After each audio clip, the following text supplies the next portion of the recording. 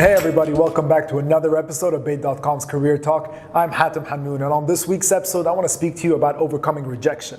Now, we did a whole episode about staying motivated throughout your job search when you're not getting the responses you're looking for, or not getting responses at all. But on this week's episode, I want to speak to you about the times where you do get a response and it's a negative response. You don't want to hear these responses. And how do you stay motivated and how do you push through and stay strong in your job search? Number one, don't take it personally. Now, someone else who's also applied for the position might be just a bit more qualified than you are. Maybe they just have a few more years of experience than you do, and on paper, they look like the more qualified candidate for the position and they got the call to come in.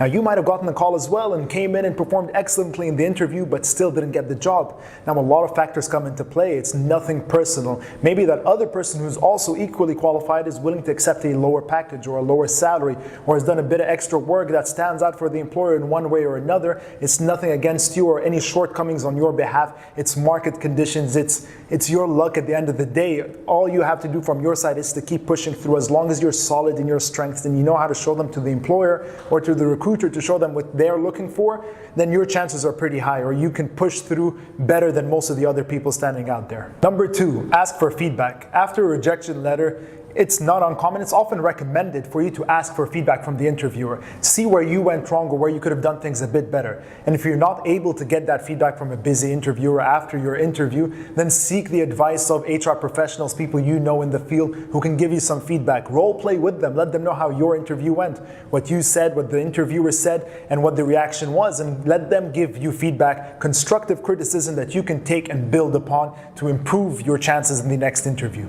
Number three, never stop learning. If you're unemployed, you're looking for a job, and you're not getting the type of luck you're looking for, it's always useful to do some training courses. Try to improve your skills or your experience in one way or another, whether through a training course or volunteering to work at a relevant organization or doing some free work. I know that doesn't sound very exciting, but doing some free work will at least help you gain some added skill sets, keep your CV updated and fresh, and develop as a person overall so you're not stuck in the same place while you're looking for a job. Don't be stagnant. Always put in some work one way or another. Get the return through skills and through experiences. Number four, and very important, keep a positive attitude while you're looking for jobs.